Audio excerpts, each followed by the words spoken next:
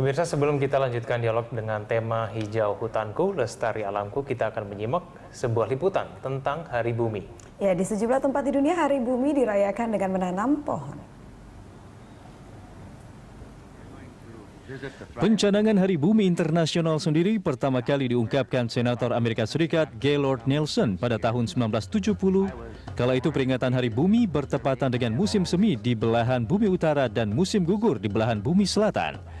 Di setiap tanggal 22 April, sekitar 20 juta warga Amerika Serikat dan mahasiswa akan turun ke jalan guna mengkampanyekan kelestarian bumi. Kebanyakan dari mereka akan berkumpul di sejumlah taman dan auditorium untuk menyampaikan aspirasi terkait kerusakan lingkungan yang terjadi. Perayaan Hari Bumi Internasional hingga saat ini masih terus diperingati oleh setidaknya 177 negara di seluruh dunia. Biasanya setiap negara akan menyampaikan aspirasinya sesuai dengan masalah kerusakan lingkungan yang terjadi di negaranya. Semakin bertambahnya populasi manusia menjadi dampak tersendiri dari kerusakan alam yang terjadi. Manusia mengkonsumsi sumber daya alam 1,4 kali lebih banyak dibandingkan yang mampu diperbarui oleh bumi. Di Indonesia sendiri, peringatan Hari Bumi dijadikan sebagai simbol dari rusaknya pelestarian lingkungan.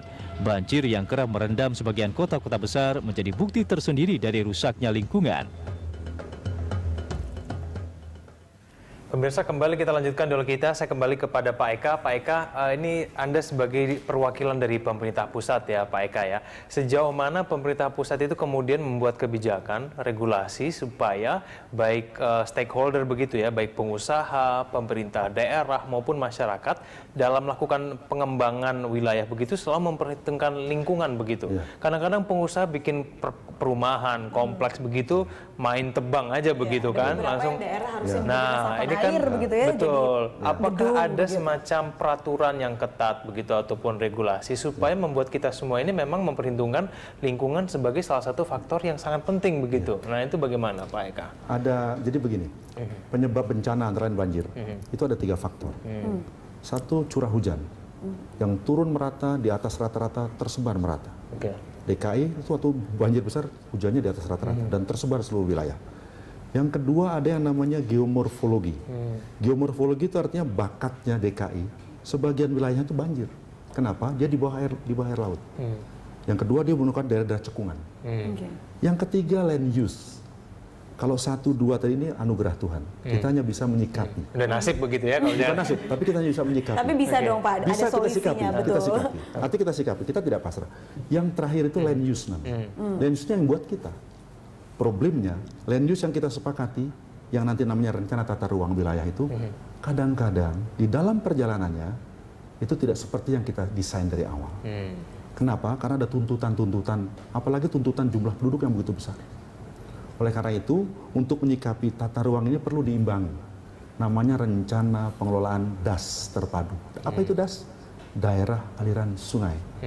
Satu bentang lahan yang dibatasi oleh topografi berupa gunung atau bukit, di mana ada sungai, kota, segala macam di situ, air hujan turun di situ, mengalir dan menyerap situ. Jadi nanti kita padukan. Tata ruang itu mendesain ruang untuk pembagian peruntukan per komoditi. DAS ini adalah pengelolaan ruang berbasis ekosistem. Jadi kalau mau didesain itu untuk perumahan, kita harus lihat dulu apakah di situ potensi banjir atau tidak. Nah, DAS-nya itu dilakukan tidak Pak? Contohnya di kota Jakarta lah, katakan ibu kota kita. Sekarang sedang kita susun bersama-sama. Karena untuk mengatasi Jakarta tidak cukup Jakarta sendiri. Ada 3 institusi di atasnya, Kota Bogor, Kabupaten Bogor, Depok. Terintegrasi. Terintegrasi. Desainnya sudah jadi. Tinggal nanti bagaimana bersama-sama kita sepakati ini menjadi dasar dalam pelaksanaan pengelolaan lingkungan yang ada di DKI, Bogor, Jakarta, dan Depok. Apa maknanya? Kita bersama-sama menyusun perencanaan. Bukan menyusun perencanaan bersama-sama, tapi bersama-sama kita susun. Tapi itu belum dilaksanakan Pak ya? Lagi disusun ya? Sudah jadi. Oh, sudah jadi. Tinggal bagaimana ini ditok untuk dijadikan salah satu referensi implementasi di lapangan. Harapannya apa? Kalau ini bisa dilaksanakan, air Jakarta itu kira-kira 3,3 miliar meter kubik yang masuk. Yang bisa ditampung cuma 2,3.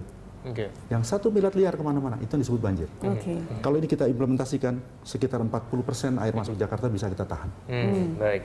Pak Eka, tapi kalau kita berbicara mengenai perumahan gitu ya dari sektor bisnis, kadang-kadang begini Pak kejadiannya. Pengusaha itu mikirnya ya kita mencari keuntungan, bagian mengenai lingkungan itu urusan pemerintah gitu loh kadang-kadang. Nah, ketika itu terjadi berulang kali, seringkali itu mengorbankan lingkungan hidup kita begitu. Nah, ini bagaimana kalau ini kita teruskan begitu, satu sisi mungkin menguntungkan secara bisnis, tapi sisi yang lain ini merugikan secara lingkungan, Pak. Memang itu dilematis. Tapi akan kita tata terus-menerus. Tidak mungkin kita diamkan. Ambil contoh sekarang, kawasan-kawasan yang sekarang kena banjir, katakan daerah-daerah baru, Kelapa Gading, Pluit. Kelapa Gading dan Pluit pembangunannya kan sangat tinggi. Sangat tinggi. Padahal mereka ditetapkan untuk daerah resapan air seharusnya ya. Seharusnya di situ kan desainnya resapan air. Banyak Nah, perumahan. bagaimana caranya? Tentu ada improve teknologi. Tidak cukup kita hanya nanam pohon. Mengatasi banjir tidak cukup dengan nanam pohon. Mengatasi banjir tidak cukup dengan bikin sumber resapan, biofori dan lain sebagainya. Tapi ada improve teknologi. Apa itu? Civil engineering.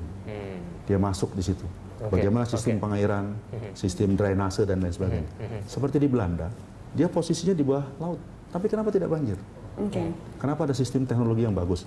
Yang kuncinya adalah disiplin masyarakat.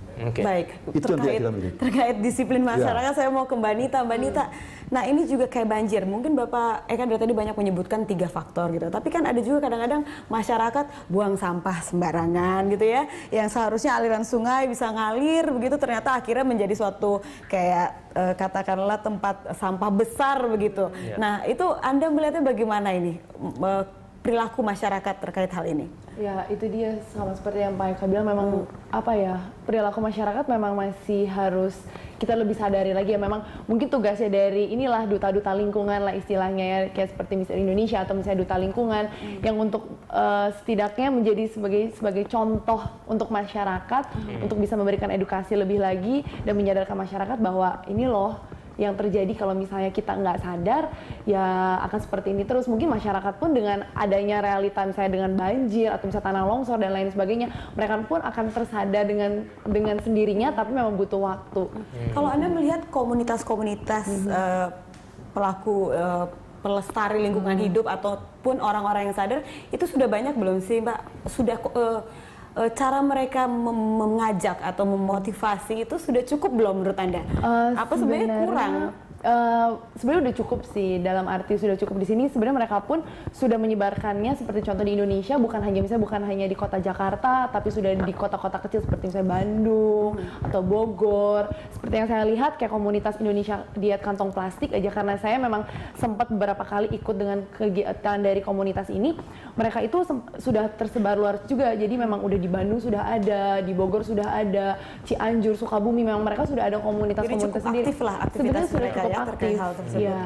Dan mereka sangat kritis juga dalam menanggapi hal-hal seperti ini gitu. Jadi ketika mereka memang melihat dari perilaku kitanya sendiri nih, misalnya anggotanya, ketika misalnya melihat wah ini kok misalnya kita mengkampanyekan tentang plastik, tapi ternyata ketika kita misalnya ke supermarket atau ke minimarket ternyata masih minta kantong plastik. Nah, mereka cukup kritis untuk menilai hal seperti ini. Itu hal seperti itu banyak sekali. Banyak sekali ya. Jadi memang apa ya? Yaitu dia dengan seperti saya nih, misalnya ikut dengan komunitas seperti itu, banyak belajar juga sebenarnya. Jadi banyak ilmu yang saya dapatkan gitu, bukan hanya sekedar pencitraan untuk ikutan dengan komunitas ini, tapi memang saya banyak belajar gitu.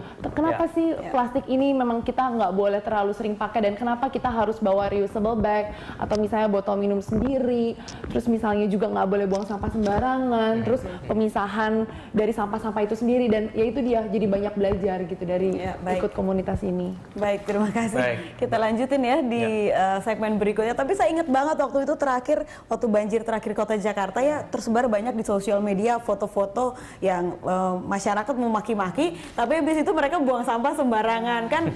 Lucu sebenarnya, agak ironi ya sebenarnya, agak